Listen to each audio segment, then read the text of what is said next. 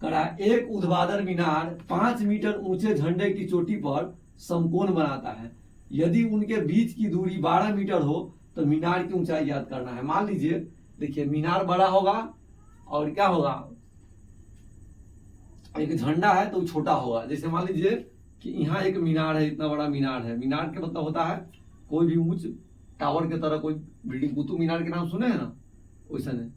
मान लीजिए कि झंडा है यहाँ पर, सामने सामने थोड़ा और दूर लेकर के बनाते हैं। मान लीजिए कि यहाँ पर एक झंडा गड़ा हुआ है।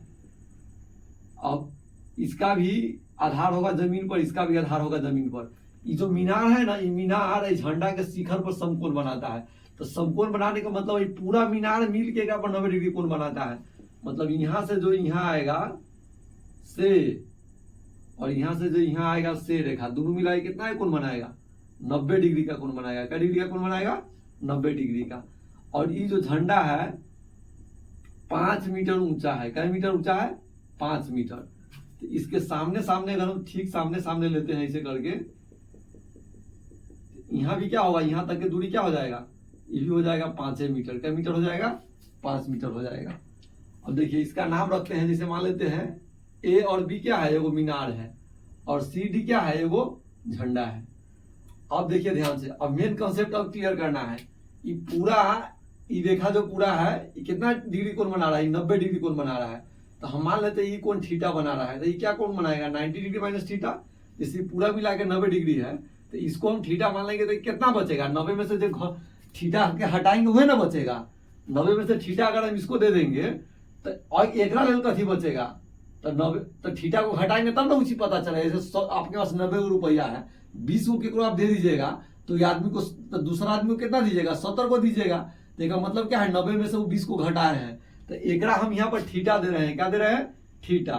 तो एकरा लेल क्या बचेगा, तो आपका जवाब होगा सर जी एकरा लेल 90 डिग्री माइनस थीटा बचेगा। क्या बचेगा, 90 डिग्री माइनस थीटा बचेगा। और फिर एक और चीज इस क्वेश्चन में दिया हुआ है, कह रहा है कि समकोण बनाता है यदि उनके बीच की दूरी 12 मीटर हो। मतलब झंडा से मीनार के बीच की दूरी कितना है, 12 मीटर है। तो ई वाला क्या मीटर हो जाएगा, इहो वाला हो जाएगा 12 मीटर। तो ई वाला क्या मीटर हो जाएगा, इहो हो जाएगा 12 मीटर। क्या लाइक आमने सामने है, j डिग्री जेना ही सीधा सीधा रेखा है तेना ही सीधा सीधा रेखा है। तो ये 12 मीटर तो इहो 12 मीटर, ये 5 मीटर तो इहो 5 मीटर। क्या झंडा के एकदम सामने सामने हम बिंदु को मिलाए हैं, तो 5 मीटर हो जाएगा। तो एक बेर tan थीटा का फॉर्मूला लगाएंगे तो क्या हो जाएगा, इस बिंदु का नाम अगर हम चाहे अपना से ले लें तो इसका हम ई रख सकते हैं, कुछ भी रख सकते हैं, एम भी रख सकते हैं। तो tan थीटा बराबर क्या हो जाएगा, ए ई, और बटा में हो जाएगा ई डी। अब फिर tan थीटा का फॉर्मूला हम ऑय में लगाएंगे तो क्या हो जाएगा, ई हो जाएगा लंब, बाई वाला हो जाएगा आधार। जैसे अब ऑय में tan के फॉर्मूला लगाएंगे तो यहाँ कौन है इसके हिसाब से चलेंगे तो ये वाला आधार हो गया, ये वाला लंब हो जाएगा। आई कोण के हिसाब से चलेंगे तो ये वाला लंब हो जाएगा, ये वाला आधार हो जाएगा। चलिए ध्यान से अब बनाते हैं। उसके बाद फिर विशेष जेना आवश्यकता होगा तेना प्रॉपर्टी गुण लगाएंगे त्रिकोणमिति के सारा फॉर्मूला का। ठीक है, सॉल्यूशन करते हैं। सबसे पहले मानते हैं कि माना कि ए बी एक मीनार है तथा सीडी एक ध्वजदंड है।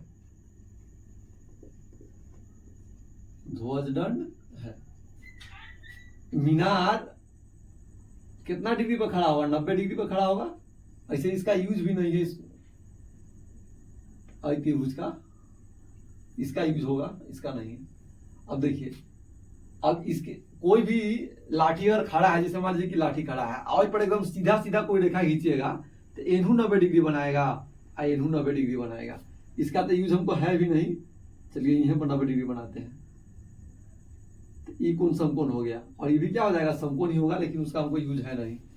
तो सबसे पहले हम लिखते हैं, जो मान दिया है मान रखिए। देखिए मान दिया हुआ है BC बराबर मान दिया है ED। ये दोनों मान का कितना है, 12 मीटर दिया हुआ है। चलिए कोई दिक्कत नहीं है। और फिर मान दिया हुआ है BE बराबर CD। ई मान कितना है, ये 5 मीटर है। और आपको जो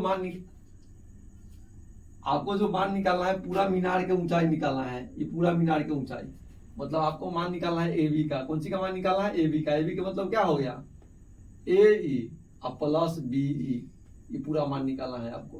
तो B की जगह 5 है, ये वाला मान निकालेंगे, इसमें जोड़ देंगे तो आ जाएगा। देखिए ध्यान से, अब क्या करते हैं, समकोण त्रिभुज AED में चलते हैं। समकोण त्रिभुज AED में, और त्रिभुज में ये कोण थीटा है, तो tan थीटा बराबर क्या हो जाएगा, ये हो गया लंब, ये हो गया आधार। तो लंब के मान हो गया AE, आधार के मान हो गया 12, तो ये tan थीटा का मान आया। तो इसको हम समीकरण नंबर 1 मान लेते हैं। कोई दिक्कत नहीं। अब और त्रिभुज में चलते हैं। तो और त्रिभुज में समकोण त्रिभुज क्या लिखेंगे, BED में। अब समकोण त्रिभुज BED में, तो समकोण त्रिभुज BED में क्या होगा, tan 90 डिग्री माइनस थीटा, लंब आई वाला हो जाएगा आधार। तो लंब के मान कितना हो गया, BE, आधार के मान क्या हो गया, ED। तो tan 90 माइनस थीटा क्या आप लोग फॉर्मूला पढ़े हैं, तो आप कहिएगा सर जी हम पढ़े हैं cot थीटा। तो cot थीटा हम भी पढ़े हैं। B के मान कितना है 5, तो यहाँ लिखेंगे 5। अब उसके बाद ED के मान कितना है 12, तो यहाँ लिखेंगे 12। ये समीकरण नंबर हो गया 2। अब कहिएगा सर जी वजह से क्या चले, तो आप लोग एगो फॉर्मूला नहीं पढ़े हैं, tan कोई चीज गुने cot उहे चीज बराबर 1। की फॉर्मूला आप लोग पढ़े हैं ना, पीछे हम पढ़ाए हैं। तो यही फॉर्मूला के यूज करेंगे, समझ गया बात। तो tan थीटा गुने cot थीटा यहाँ 1 हो जाएगा, फिर दोनों के गुना करेंगे और उसका क्या करेंगे, भाग करके वर्गमूल निकाल देंगे, मान निकल जाएगा। वर्गमूल नहीं निकालना पड़ेगा, ऊपर सिर्फ यही है, गुना भाग करके जो आंसर आएगा वही आंसर हो जाएगा। अच्छा, आप ऐसे लिख सकते हैं समीकरण 1 और समीकरण 2 से। अच्छा, लिख सकते हैं समीकरण 1 गुने समीकरण 2, तब बाया वाला बाया के साथ गुना में आएगा, दहिना वाला दहिना के साथ गुना में आएगा। चलिए यहाँ पर लिखते हैं, यही सॉल्व कर देते हैं, इतना दूर में हो जाएगा। चलिए ये करते हैं, समीकरण 1 और समीकरण 2 के संगत पक्षों में गुना करने पर, संगत पक्षों में गुना करने पर, संगत पक्षों में गुना करने का मतलब है बाया वाला के बाया से या दहिना वाला के दहिना से।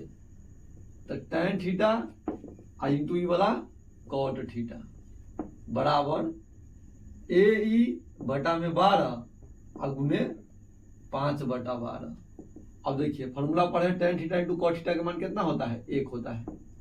ये हो गया AE गुने 5 और बटा में 12 गुने 12, 12 गुने 12। इसको लिख सकते हैं AE गुने 5 बराबर 12 बढ़ाइए 144। इसलिए AE बराबर क्या हो जाएगा कि 5 इन्हें गुना में देने क्या होगा, भाग में। आप लोग को हम पढ़ाए हुए हैं ना, साइड बदलेगा तो चिन्ह बदलेगा, जोड़ के घटाओ, घटाओ के जोड़, गुना के भाग, भाग के गुना। तो यहाँ गुना में, तो यहाँ क्या होगा, भाग में होगा। अब 5 से में भाग कीजिए, 5 दूना 10, यहाँ पर 4 बचेगा, फिर 4 उतारेंगे तो 8 पंचे 40, और उसके बाद 8 पंचे 40। तो ये 28.8 मीटर कितना आया है, यही के मान आया है। तो आपको पूरा मीनार की लंबाई नहीं निकालना है। तो मीनार की लंबाई कितना है, मीनार की ऊंचाई, मीनार की ऊंचाई होगा, मीनार की ऊंचाई कितना है, तो आप कहिएगा सर जी मीनार की ऊंचाई है AB। AB का मतलब क्या है, AE plus BE, AE plus BE, AE plus BE। AE के मान कितना आया है 28.8 मीटर। अब BC के मान कितना दिया हुआ है, BC का है BE, तो BE के मान कितना है 5 मीटर। अब दोनों के जोड़ेंगे तो कितना हो जाएगा 33.8 मीटर। यह इसका आंसर हो जाएगा। 33.8 मीटर क्या है, मीनार की ऊंचाई है। चलिए 13 नंबर क्वेश्चन अच्छा से कंप्लीट हो गया। आप लोग जब भी बनाइएगा, पहले हम क्वेश्चन देंगे, उसको एक बार पढ़ लीजिएगा, बना के देखिएगा, और नहीं बनेगा तो फिर मेरा वीडियो वॉच कीजिएगा अच्छा से। अब जब बनाया खत्म हो जाएगा तब उतारिएगा।